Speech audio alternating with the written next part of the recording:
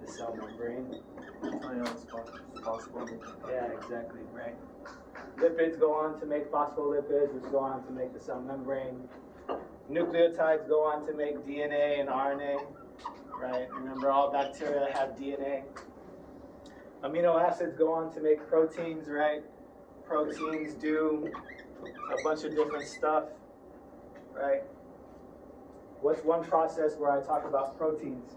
It was super important. You guys just learned it. The electron transport chain, exactly. So proteins do things in the cell, and they do things to make ATP. They do other things also, like bring in food, take away waste, things like that. And then sugars. Where did we see sugars in the cell? The cell wall. Right? Remember, the cell wall is made up of peptidoglycan, which is essentially just sugars. So section 1 was all about the building blocks that make the cell. Yes? Okay. Section 2 was how. How? How does the cell create itself? Right? Where do these building blocks come from? Who remembers? The breakdown of glucose. Right? Glucose goes through glycolysis in the Krebs cycle, gets broken down to carbon dioxide, and the byproducts, right, or the pathways that branch off this central pathway do what? Help create the macromolecules, right? Fatty acids, amino acids, whatever. And also through this process, you also make what? Energy, right? ATP. Because to put all this stuff together, for the cell to be alive and functioning, you need energy.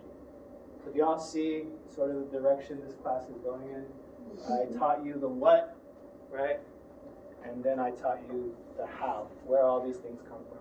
Now we're going to dig a little more into the how, because remember what I said, proteins do everything.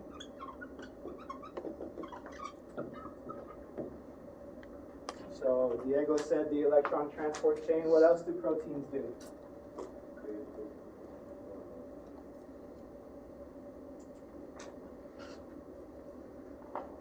Y'all had to memorize the functions of certain proteins for this test.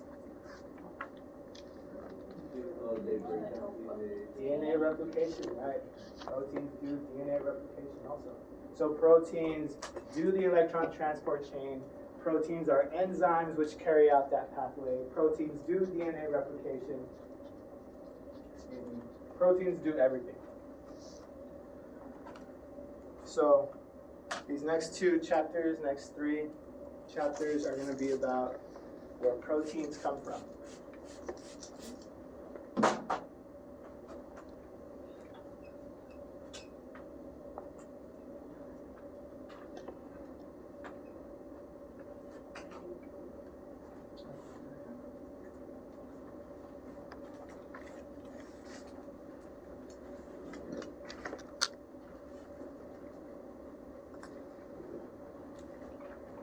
So the central theme in all cell biology, whether it's a eukaryotic cell like us, or a prokaryotic cell like bacteria, or even those archaic cells that we don't even talk about, the central theme in all cell biology is that DNA gets converted into what?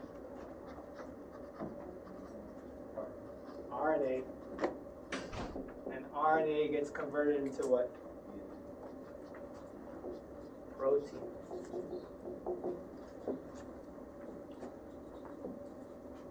This idea right here should have been taught to you guys since middle school. 7th grade, 8th grade science, they talk about DNA and ribosome, transcription, translation. High school biology, definitely should have learned it. If y'all didn't learn it in high school, I'm sorry, you should have. So, I've drawn arrows, right? Where else have we seen arrows? Pathways, right? I'm going to draw one more arrow. What's this pathway? What's that process? I think you said it. Replication. This is replication.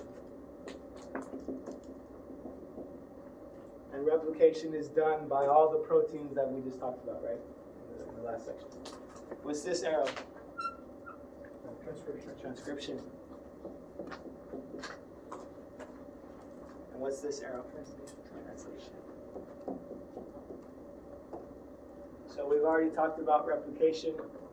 Today we're going to talk about transcription and translation. Okay. Now again, connect this back to everything that we've learned.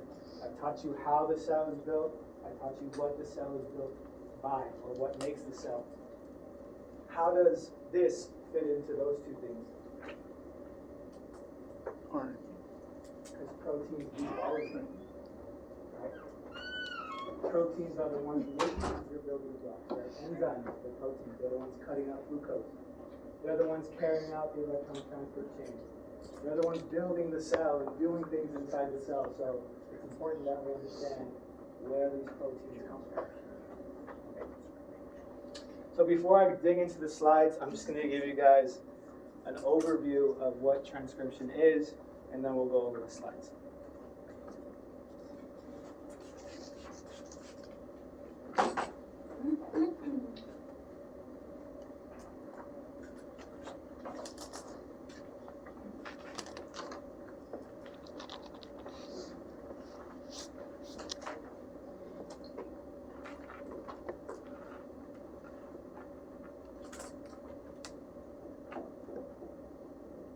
Transcription.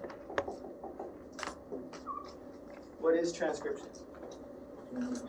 DNA to RNA. The goal of transcription is to take DNA and make RNA. Specifically, a certain type of RNA. What type of RNA is that? M. Yeah, what does the M stand for? Messenger. Messenger RNA. Yeah, okay. So that's the goal of transcription. To take DNA and turn it into RNA.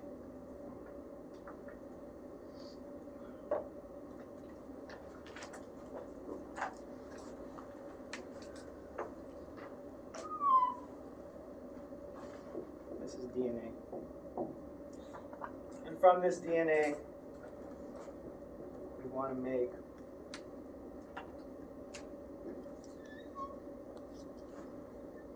RNA. So you're making one nucleic acid, right? One string of nucleotides into another. What's another process that we've already gone over where you do just that? Where you make one nucleotide strand of another. Replication. Yeah, replication. And when we did replication, there was one protein that did the actual making of the new DNA. What protein was that? Yeah, DNA polymerase. Which one? DNA polymerase 3 took DNA and made more DNA. Are we doing that here? We're taking DNA and making what? RNA. So what protein do you think does this? RNA polymerase, exactly. So there is some protein called RNA polymerase. And just like DNA polymerase, it finds the DNA, it attaches to the DNA, it reads the DNA, and makes RNA. So bacterial DNA is like really, really long. Like if you unwound all the bacterial DNA, it'd be like 800,000 times bigger than the actual cell. Right? So do you think RNA polymerase is just hopping on to any section of DNA and just making RNA from all over the place? No. No. It's going to specific sections, to specific spots, right? Looking for specific sequences. Who can tell me what a gene is? What's a gene? A single genetic cell. Nobody knows what a gene is. I'm going to tell you what a gene is. A gene, you guys, is just a section of DNA that encodes a protein. That's what a gene is. So what's a gene? Section of DNA that encodes A section of DNA that encodes protein. So if all a gene is a section of DNA, what does a gene actually look like? What is it? Just a sequence of what? Or no, DNA. Stick with DNA. Nucleotides. And we visualize these nucleotides with what? letters. The letters. So what letters? A's. So a gene is just a sequence of A's, T's, C's, G's, C's, T's, A's. Right? That's all a gene is. This gene, in the form of DNA, gets turned into RNA by RNA polymerase. And then this mRNA is turned into a protein. By who? Ribosome. Who said it? Good job. So, from RNA polymerase and DNA to the mRNA, what's that process called? Transcription. And from the mRNA and the ribosome to the protein, what's that called? Translation. Okay. So everybody knows what a gene is now. Well, RNA polymerase can't visualize a gene by itself.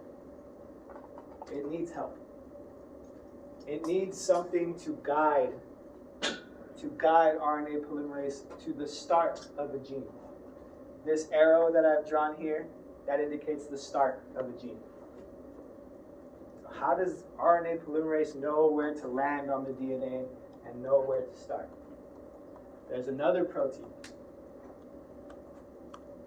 This guy is called sigma factor. Sigma factor. And there are multiple sigma factors because there are multiple types of genes.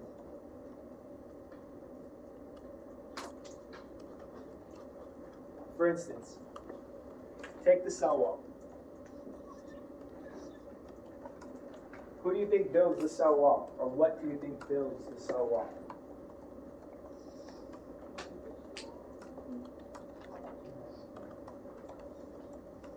Yeah, Naganan are the building blocks, right? They're the blocks that are going to be used. But what actually puts them together? What did I say does everything in the cell? Proteins. Exactly. So proteins are the things that are going to build the cell wall. Do you think it's all the proteins that build the cell wall? No. It's only like 5 or 6, maybe 7. You know, only certain genes are going to contribute to the proteins that build the cell wall. Well, how does RNA polymerase find those genes? With a sigma factor that is specific for the cell wall. So RNA polymerase is going to bind to a sigma factor that is specific for the cell wall genes. And then it can go find those genes, make the mRNA, that RNA becomes a protein, and now the proteins will go build the cell wall. Does that make sense to you guys?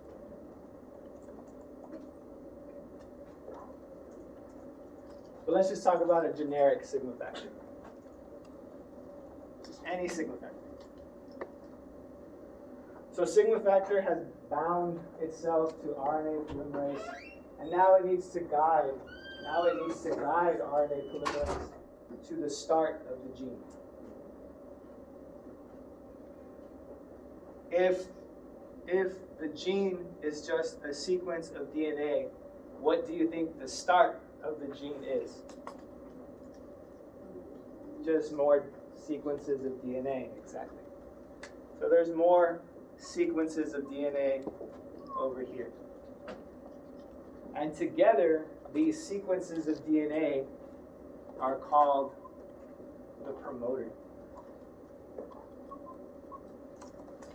And if you really dig into the promoter, there's one section called the -10 box and another section called the -35 box.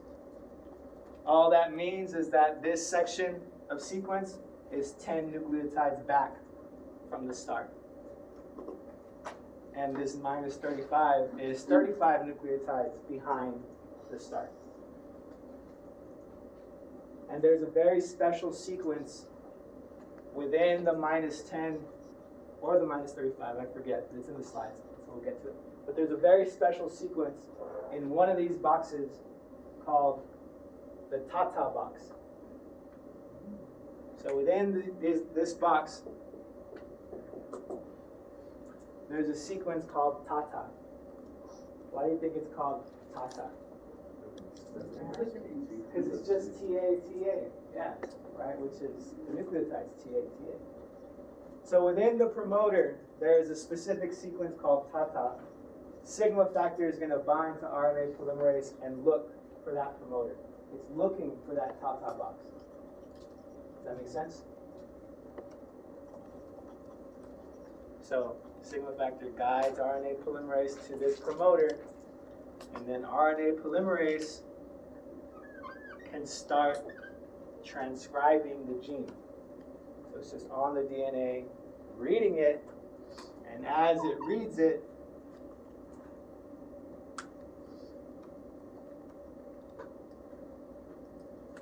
it's making the RNA.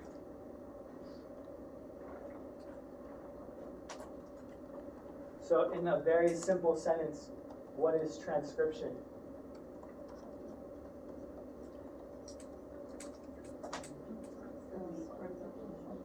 The making of RNA. By who? Which protein? RNA polymerase. From what? A gene. Which is in what? The DNA. So transcription is just the making of RNA by RNA polymerase from a DNA template that's called a gene. Yes? Makes sense.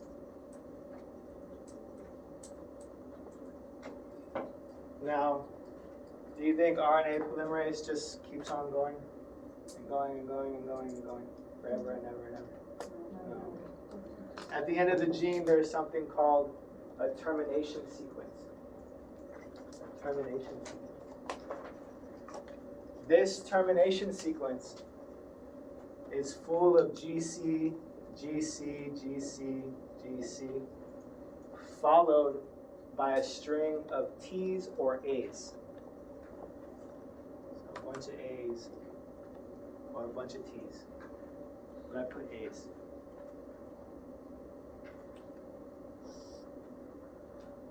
Remember that RNA is single-stranded. It's one strand. It's not bound to another strand the way DNA is, right? DNA looks like this. RNA looks like this. So just by looking at DNA and RNA, what do you think RNA can do that DNA can't?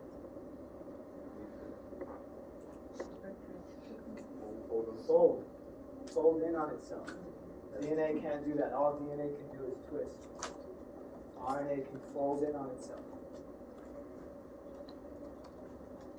So when it gets to this section of GC, GC, GC, right, this is all GC, GC, GC, GC, GC. What does G base pair with? C. G base pairs with C. And RNA is single-stranded, and there's a bunch of GCs right next to each other. What do you think that section of RNA is going to do?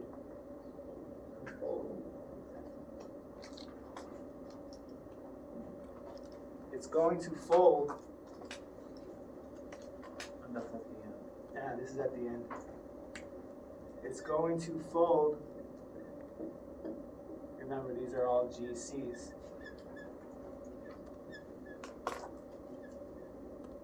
Going to fold, and then immediately after that, right, is a string of now U's, right? A base pairs with T, but in RNA it's not T, it's U, right? And so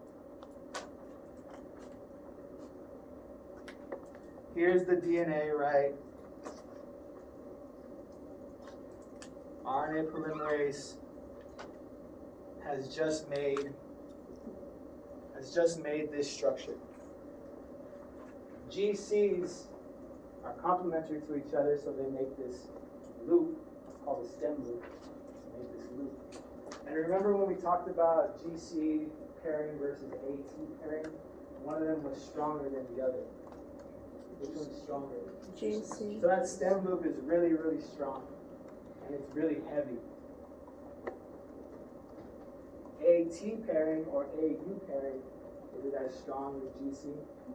It's actually a lot weaker. And you have a string of U's, T's, or A's, right? A string of them. So do you think that section that's holding on to the DNA, do you think it's strong or weak? It's weak. It's very weak, right? It's a bunch of AU pairs or AT pairs. So you have something very strong, very heavy, weighing down on something that is very weak. So what's going to happen? It's gonna pop off, right? It's as if you were hanging on with your fingertips to the edge of a cliff, right? Your body is very heavy. I'm sure the strength in your fingers, or most of our fingers, isn't very strong. Eventually you're going to fall off. And when you fall off, RNA polymerase pops off too. And that's the end of transcription.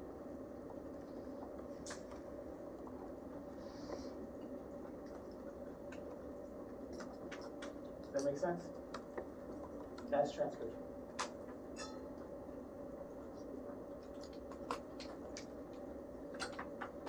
Okay, let's go through the slides.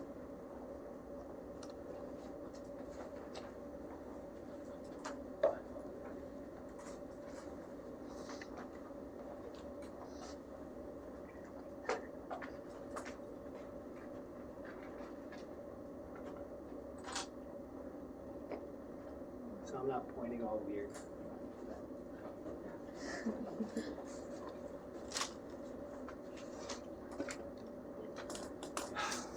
So we're going to talk about the structure of RNA. I've already given you a little bit of it. It's single-stranded. There are different types of RNA. There's transfer RNA, which is important for translation. There's ribosomal RNA, which is important for creation of the ribosome. And there's messenger RNA, which is the whole goal of transcription. RNA structure is single-stranded, and since it's single-stranded, it can fold in on itself and create partially double-stranded regions. Just like DNA, the base pairs are held together by hydrogen bonds. RNA polymerase is the protein responsible for making messenger RNA. It looks for a promoter. And yeah, it says there, reading frame, closed complex, open complex, initiation. All that means is that RNA polymerase binds to the DNA and it opens up. That's all that means.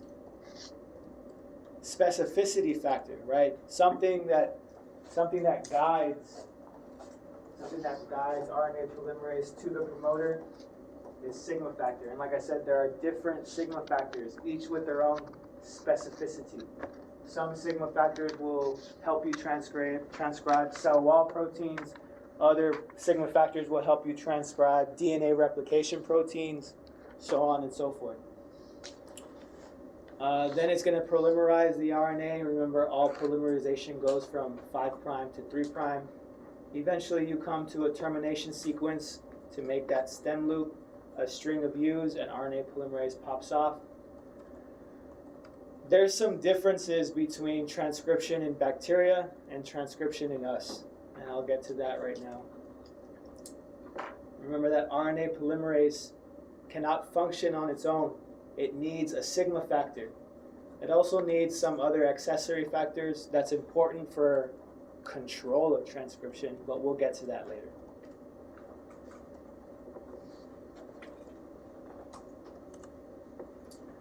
So gene products include, right, what's a gene again?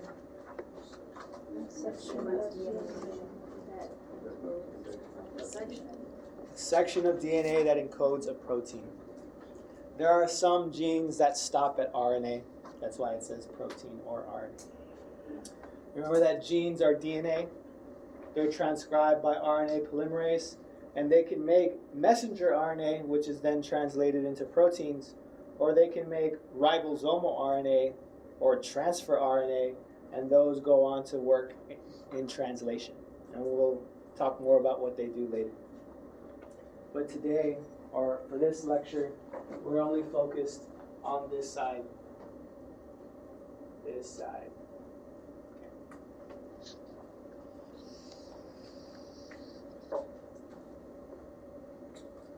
So here's UTP. It's the same structure that we've seen since the beginning.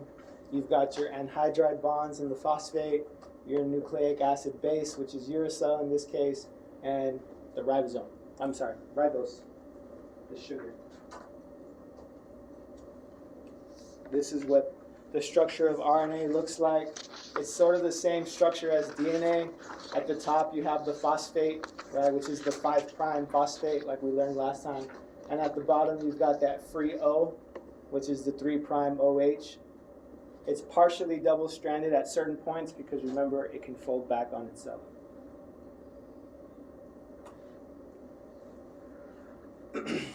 So this is just like a table of how long or how big certain RNAs can get. So transfer RNAs, which are used in translation, they're only about 75 nucleotides long. Ribosomal RNAs, which are part of the ribosome, they vary. They can be like 120 nucleotides all the way up to 2,900. And then look at messenger RNA. Messenger RNA is the main one, and it can get up to 10,000 nucleotides long. Down here, I have the word polycistronic. What polycistronic means is that there are multiple genes in one messenger RNA. And I'll talk later about why that's important.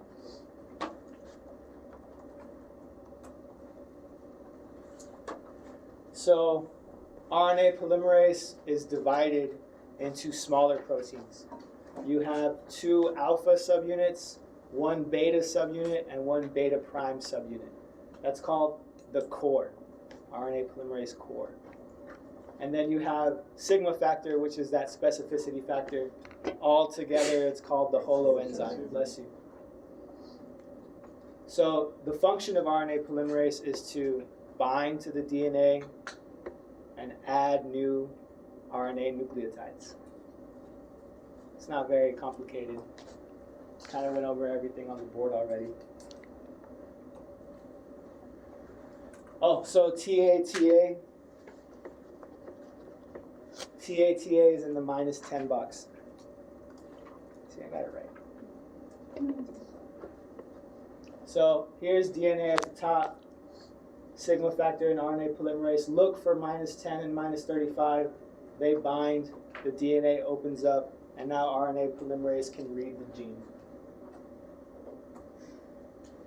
It's the same reaction we talked about last time. Have I asked you guys about this reaction at all?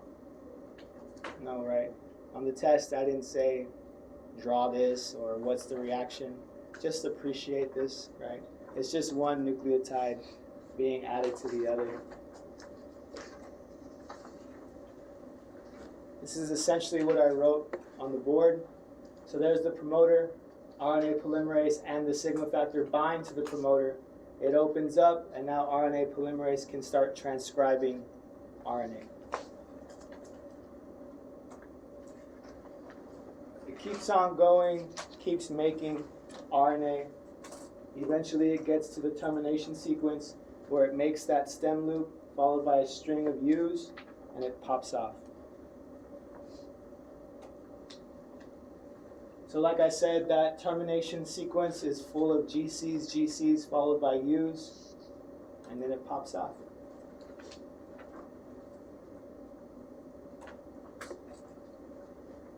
The promoter is not transcribed. So the promoter is just a start sequence. It tells RNA polymerase where to bind, but it does not become RNA. Only after the promoter do you start making RNA.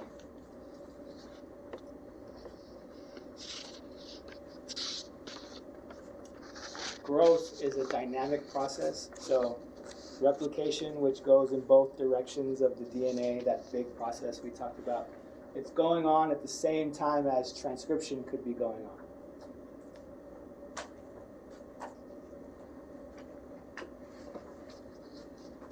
And just some differences between transcription and replication.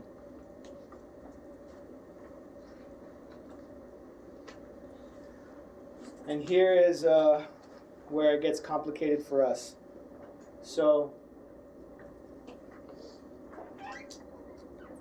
in bacteria, everything that gets transcribed into mRNA becomes protein eventually. In eukaryotes, not everything becomes protein.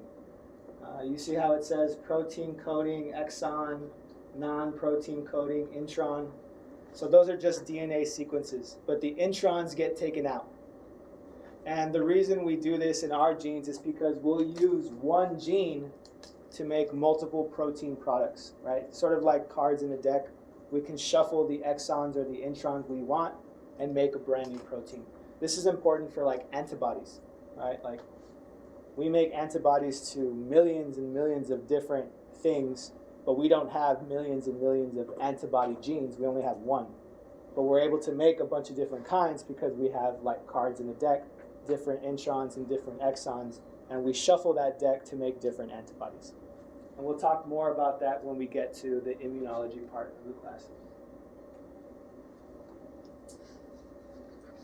The removal of introns is called splicing.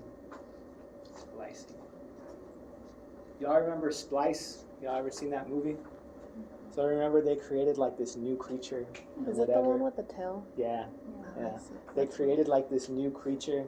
Well, the whole like premise is that they took genes from one type of animal and another type of animal and they spliced them together. Splice. You said that was what? Intron? Introns, Yes, right? splicing is the removal of introns. Yeah, so the green is the non-protein coding intron. Eventually it's going to come out,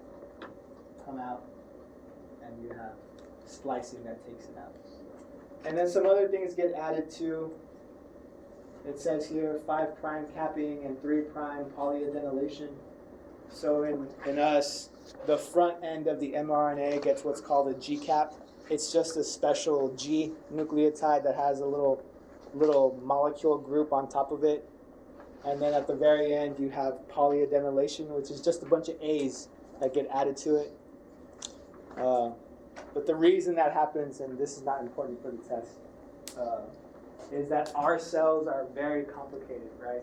We have the nucleus and endoplasmic reticulum and lysosomes and perioxysomes and all these different things. And some of those things can be hostile, right? Like lysosomes and perioxysomes are designed to break things down. And our mRNA gets made in the nucleus, and all our ribosomes are outside of the nucleus. So if we make an mRNA, it's got to find its way to the ribosome, and it's facing a very treacherous environment, right? Things are trying to destroy it. So it puts a little helmet on and a little butt pad so that way it can make it out there. That's all those things are.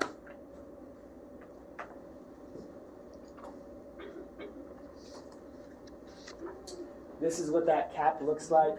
Who cares? Like I said, it's just some molecule that gets added to the front of the mRNA. This is what transcription might look like. So some really smart people took a picture of what RNA polymerase does. And so RNA polymerase binds the double-stranded DNA, and in the middle of the protein, there's this thing called the rudder, and that splits the DNA as it's going down. I'm trying to compare it to something, but I can't think of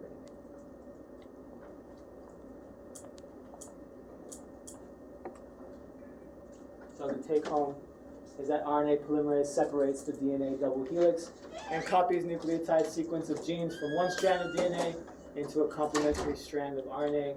Why? Because like I said, proteins do everything for life to go on, including productions of descendants, right? To do DNA replication, to make more cell walls, to make more cell membranes. The genetic program of the chromosomes must be run. What does that mean? Proteins have to be made from genes. Without proteins, the cells can't do anything. The first step is to copy the nucleotide sequence of each gene into messenger RNA. The second step will be to use the messengers for synthesis of all proteins, including enzymes, structural proteins, and these are all necessary to catalyze all reactions of life and to form all the cell structures. And that's transcription. Any questions? All of this is to make a protein. Yes. In a nutshell. Yep. And it can get very complicated very fast. Like, you don't want all the proteins being run at the same time, so there are control mechanisms in place, and we'll talk a little bit about that in a later lecture on a later PowerPoint. And then sometimes RNAs can get made, but you only want them translated at a specific time. So another RNA gets made to cover it up, and then there's a signal that degrades that other RNA, and then it gets translated. It can get very, very complicated. But for this class, just know that transcription is the creation of RNA from DNA.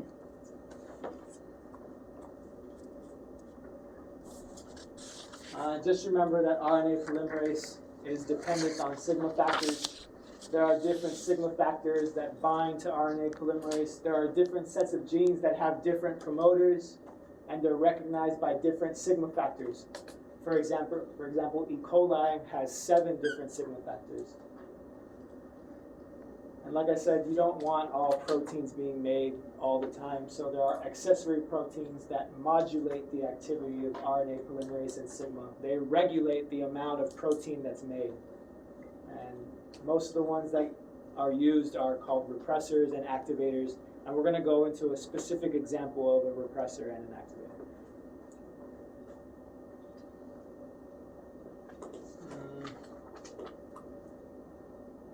Again, just another example of how different sigma factors will cause RNA polymerase to make different genes, right? So sigma 70, when it binds with RNA polymerase, it's going to make general proteins.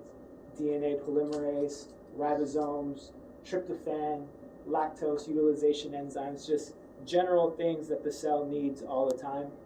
And then sigma H is for heat shock response. So if E. coli gets dropped into like a really hot environment, things start to go wrong really fast. So sigma H will help RNA polymerase make proteins that will fix everything. Does that make sense? It's like calling the repairman.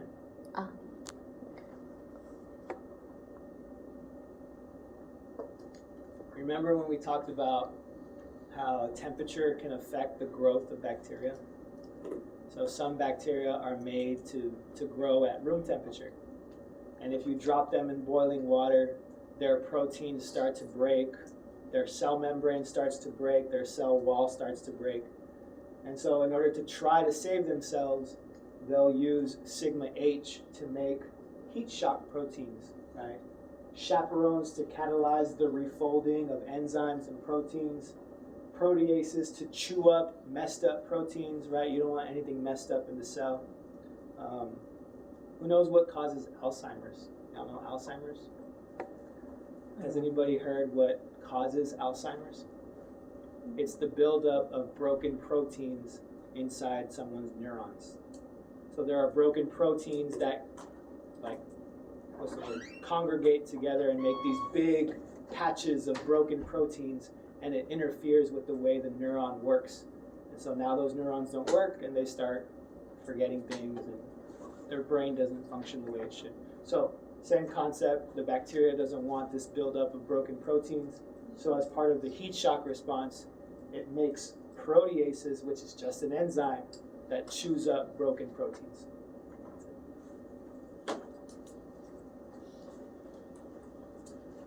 And then, yeah, another sigma. Y'all get the point. Different sigmas, different genes, different functions. All right. Okay, y'all take it.